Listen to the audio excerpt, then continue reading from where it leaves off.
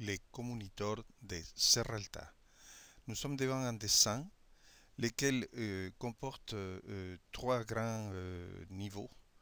Celui de la consommation de l'humanité tout entière, en haut et à gauche.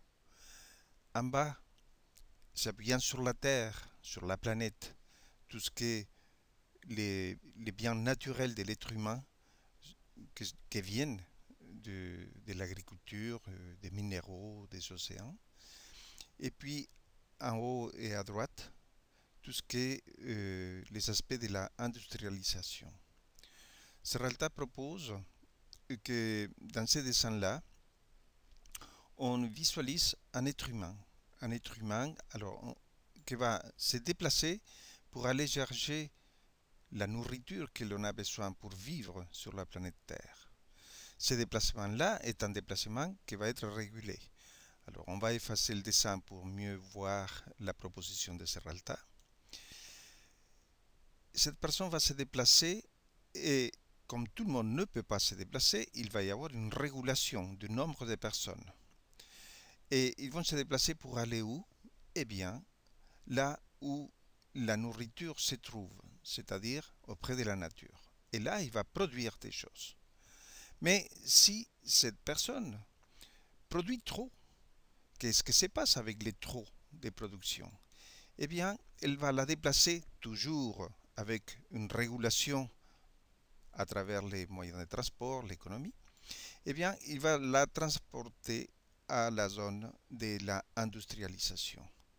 Cette industrialisation va conditionner tous les éléments de la consommation et toujours avec de la régulation, l'être humain va amener tout ce qui a été produit là où l'humanité se trouve pour qu'il puisse la consommer.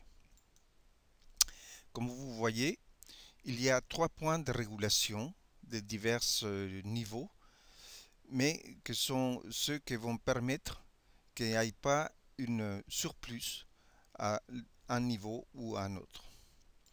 Cette humanité, contente parce que satisfait ses besoins, elle va se reproduire.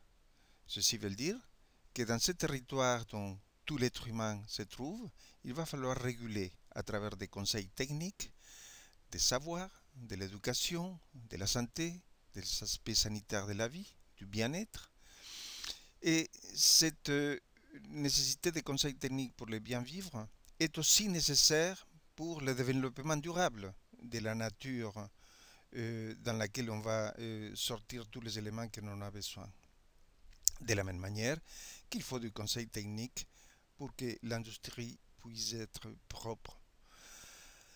Alors, on voit ainsi qu'il y a trois niveaux de conseil technique, ainsi qu'il y a trois niveaux de régulation. La gouvernance, avec morale, éthique et déontologie, la gouvernance va faire les lois qui vont réguler ce fonctionnement-là. Ça va être les conseils techniques à travers les ministères de l'éducation nationale, des ministères de la santé, des ministères de la recherche. Les conseils techniques, ça va être le ministère de l'agriculture, le ministère de la mer, les conseils techniques par rapport à l'industrie, donc le ministère de l'industrie, le ministère de la production, de la circulation des biens. Ceci étant, il y a un problème, et en particulier avec la régulation, parce que la régulation, elle est sous la mainprise de l'économie. C'est elle qui est régulatrice. Et l'économie travaille sur la base de l'investissement et profit pour pouvoir fonctionner. Et alors, on peut se poser la question, quelle morale, quelle éthique, quelle déontologie? C'est ainsi qu'on peut constater qu'entre la gouvernance et les aspects politiques et l'économie, il peut y en avoir des tensions par rapport à la finalité. Ceci étant, les questions de base, la gouvernance avec quelle valeur, l'économie pour quelle finalité.